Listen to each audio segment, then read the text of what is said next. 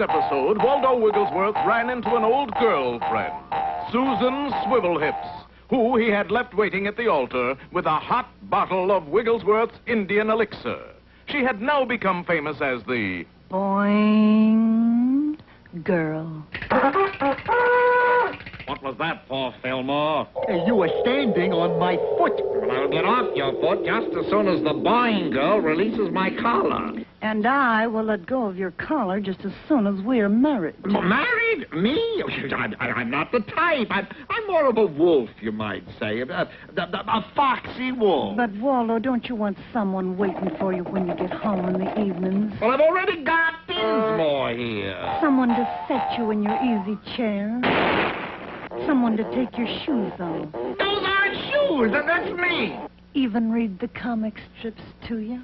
But Susan, at heart, I'm just a rolling stone. And Waldo slipped out of Susan's grasp and dashed away. Fortunately, Susan had thought to tie a rope around his ankle. He's right, Susan. He's a rolling stone. Finally, the boing girl made Waldo promise to meet her at the chapel in 2 hours. How time flies. Hey, we're all packed, Professor. Packed? Yeah, to catch the eastbound freight out of town. No, Fillmore, I'm tired of running, tired of being hunted like an animal. Then you're gonna marry up with Susan Swivelhip? No, I'm going to think my way out of this predicament.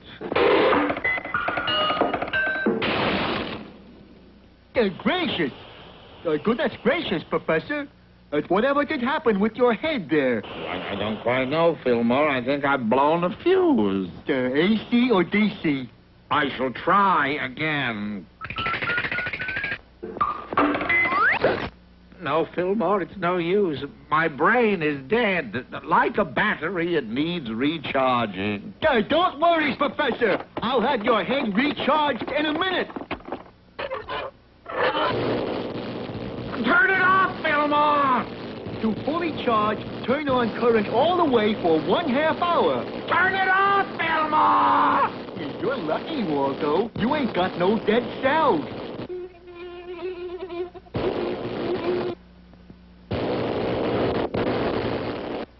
Gee, Professor, it's good to see you back to your old self again. Beep, beep. Turn it off, Fillmore! Beep, beep, beep, beep. Oh, there you are, Waldo. Come on, we'll be late. We can't keep the preacher waiting. Beep, beep. Say, you really must be nervous. You look positively blue. Red. Yellow and green. Turn it off, Fillmore! I heard the happy news, Waldo, and I want to be the first to congratulate. Turn it off, Fillmore! Hold on there. The Professor! He's himself again! Susan Swivelhips, Hoppity Hooper, do you know what you've got? A gold mine? A veritable gold mine? Hoppity, what do you do? I croak. And you, Susan, what do you do? I boing. And that's it! A croak and boing-a-nanny. A croak and a boing-a-nanny. A croak and a boing-a-nanny. Certainly, you've heard of a hoot-nanny. Well, look what they've accomplished with just a hoot. We've got a croak and a boing. So Professor Waldo Wigglesworth, Croak and Boing-a-Nanny became an overnight sensation in every college in the country. Hush your croak, little darling. Hush your boing, oh my dear. Hush your croak, boing, little darling, 'cause your daddy is here. Didn't I tell you I was a star maker? Yeah, Professor. You sure did. Turn it off, Fillmore!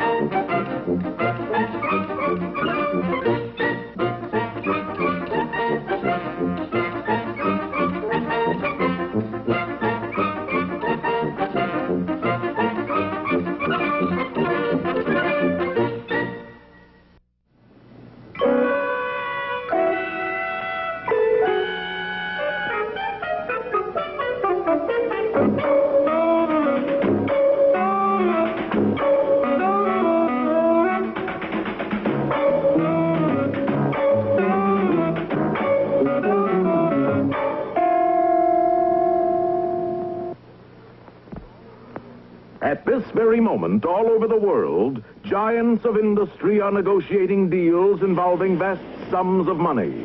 This, my friends, is called commerce. So you see, JB, buying Amalgamated Steel for $13 billion would allow you to make more safety pins than any of your competitors. It's a deal, BJ. Do you have a pin? Here you are. Not pen, pin. And this vast world of commerce also includes the little village of Foggy Bog, Wisconsin, where at this moment another negotiation is going on. So you see, JB, your purchase... I told you before, I don't want any Wigglesworth's Indian Guide election. Now get out of here. Gee, Professor, he's got what they call sales There is no such thing as sales resistance, Wilberforce. Fillmore. Hmm? I keep telling you, my name is Fillmore Bear. Of course it is. Now, where was I? There's no such thing as... Sales resistance. Right, Egbert. If there's something to sell, there's someone to buy it. Remember when I had to unload those 40,000 refrigerators? Yeah, Professor. Well, there's not an Eskimo in the Arctic whose igloo isn't equipped with the Wigglesworth Wonderland. Yeah. Imagine, Professor, all them Eskimos sitting around waiting for their refrigerators to defrost. Yes, but lately, Alfredo, I just don't have the same get up and go. Maybe you're getting old. Oh, nonsense. It's just that peddling from door to door doesn't offer enough incentive for a creative person such as I. I was destined for a nobler profession in life, Father. I must go onward and upward. Okay, let's go, Professor. I can't. Something keeps holding me back. The memories of long ago? No, my foot is caught in this door. You see, Albrecht, ever since I was a small boy, I knew I was destined for bigger things than Wigglesworth Indian Guide. My mother used to tell me, Waldo, hitch your wagon to a star. And by George, this may be it. It's coming. I can see it. Hooray! Did you have to do that? Now I've lost it. Jay, I'm sorry, Professor. Was it as big as a bread box? Wait, coming back again. Is it a bird? Is it a plane? Is it... Will you stop already? This is probably the most magnificent idea I've had in my entire life. Now, where can I find her? Find who, Professor? I'm not going to tell you, Wenceslas. You'll just blow that stupid bugle again. No, please, Professor. I promise I won't blow it again. All right. Do you remember Baby Jane McConkey? The famous child movie star? Oh, I've seen all her pictures. Say, whatever happened to... Well, Wensenham, the world is ready for another Baby Jane McConkey, and I, Waldo Wigglesworth, am going to discover her. Gee, Professor, that's real exciting. Don't blow that bugle again. Professor, where are you going to find a little girl who can be a movie star? Well, that's a good question. In a town like Foggy Bog with a population of 617 senior citizens, where in the world am I going to find my Baby Jane? Hi, fellas. Long time no see. Osmond, there she is! See? Oh, come on, Waldo. Hoppity! Have you ever considered having the world at your feet? Fame, fortune, your own swimming pool? But, Professor, I have everything I could ever want right here in Foggy Bog, Wisconsin. Did you say swimming pool? Yes, Hoppity, and much more. Candlelight dinners, African hounds, Hoppity Hooper, I am going to make you a star. Heated swimming pool? Yes, my boy, 87 degrees Fahrenheit. You can grow orchids in it. Is there any way in the world that Professor Waldo Wigglesworth can make Hoppity Hooper into a little girl movie star? Be sure to watch the next one of these things. Whatever happened to Baby Hooper?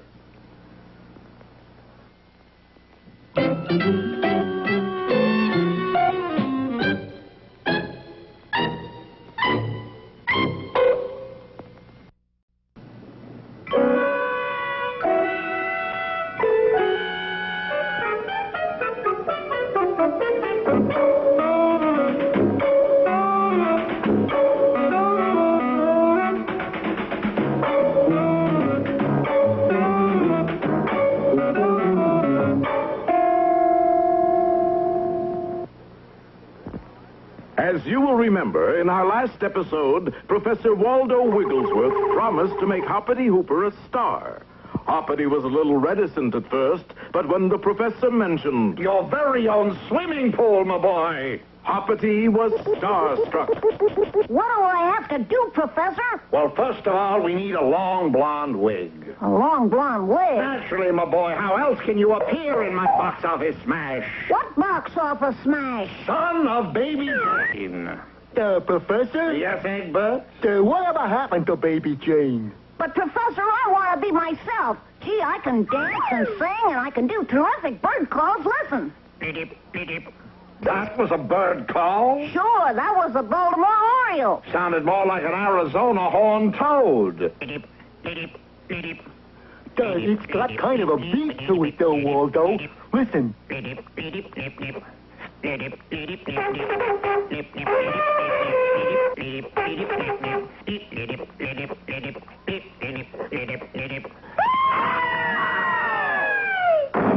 Hoppity, that's it. It's a new sound. Here, put on that wig. You are now my singing sensation, Baby Hooper. And so, almost overnight, Baby Hooper was the new croak and roll sensation. Come on, all you folk. Yeah, yeah. Come and do the croak. Yeah, yeah. Hold your breath and thump your chest, and that's the way they croak. Yeah, yeah. Teenagers all over the nation picked up the new sound almost immediately. Hoppity's croak swept the nation. Now, Leon, tell the class where is the capital of the United States. D.C., teacher. That's right, Leon. D.C. is correct.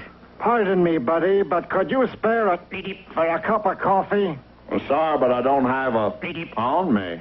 And ladies and gentlemen, if you elect me to office, I promise to put an end to, and furthermore will increase, and you will have air in every pot. You may not agree with what he has to say, but you have to admire his... Come on, all you folk. Yeah, yeah. Come and do the croak. Yeah, yeah. Hold your breath and thump your chest, and that's the way to croak. Yeah, yeah. Do you realize, Fillmore, that we have made the entire nation Baby Hooper conscious? Our fame and fortune is made. All we have to do is sit back and exploit Hoppity Hooper. Here comes Hoppity now. Oh, what's the matter, Hoppity? You look a little depressed. I want to be loved. Loved, but Hoppity, the entire country loves you. You're getting more fan mail than Lassie. But it's not me they love. Well, who then, Hoppity? It's my... I'm nothing but a new sound. Life is but a sound, Hoppity. A poor player who sweats and frets his hour upon the stage, and then is heard no more. It is a tale told by an idiot, full of sound and fury, signifying nothing. Well, can I get rid of this blonde wig? The wig? The wig that's part of your image, Hoppity. That wig is a symbol. What do thousands of people do when they see that gorgeous blonde wig? They go. Yes, it's amazing, isn't it, Fillmore, how people become affected by a fad? First the twist, then the mashed potato, and now the croak. Well, old friend, I'm certainly glad that we have the intelligence not to be affected. Fillmore? Fillmore? Not you, too. Why, this is the most... Don't tell me that you're affected by my image, Waldo. Shut up, boy, and hand me that wig. Will Waldo get back his voice? Has the whole world gone? Tune in next time and see, pardon me, but your image is showing. Or turn in your wig, Waldo. I'd know you anywhere.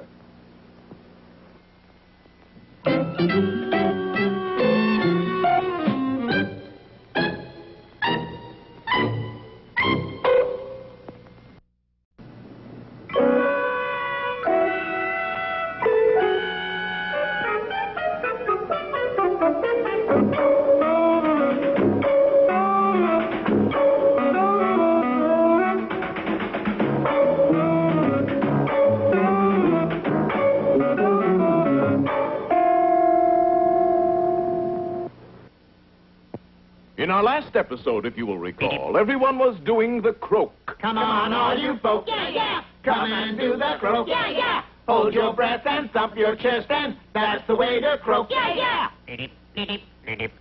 Even Waldo was doing it. Come on, all you folks. Yeah, yeah. Come and do the croak. Yeah, yeah. Hold your breath and thump your chest, and that's the way to croak. Yeah, yeah. The whole world had gone croaky. The only one who kept his wits about him was Hoppity Hooper.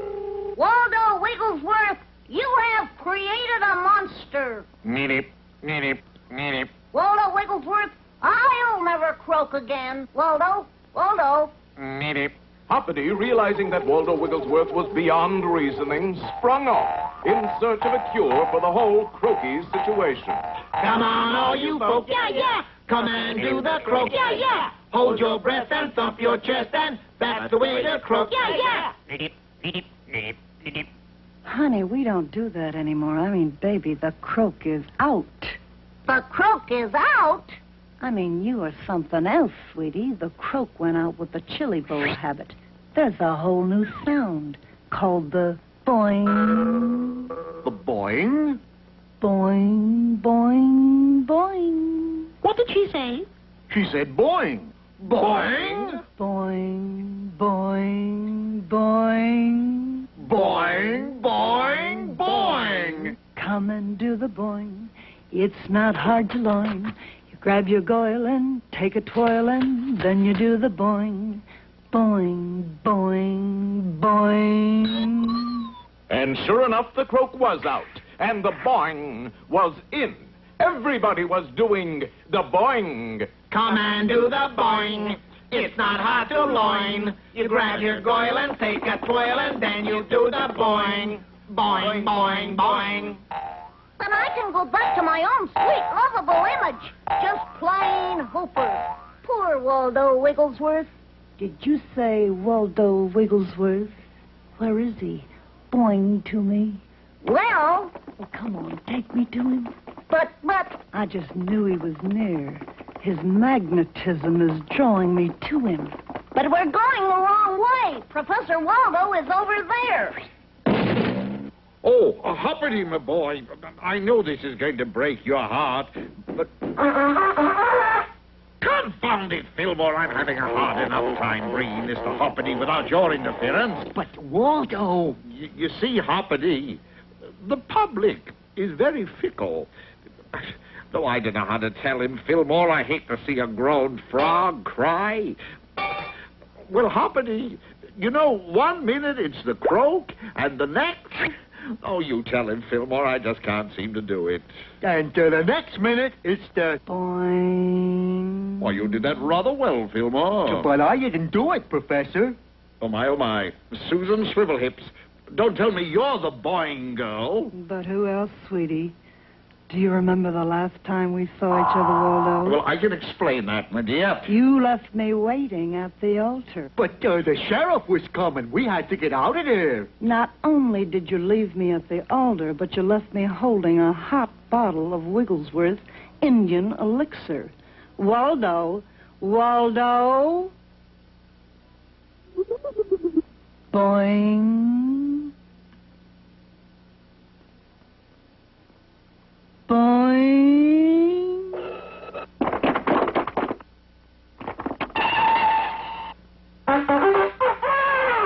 Why in heaven's name did you have to blow that confounded bugle? Because you were standing on my foot. Will Waldo free himself from Susan Swivelhips, the boing girl? Will Waldo get off Fillmore's foot? Will Hoppity become just another teenage croak? You'll see all this and more in our next episode, Laugh and the World Laughs with You, Croak and You Croak Alone. Or, a boing in the hand is worth two in the bush.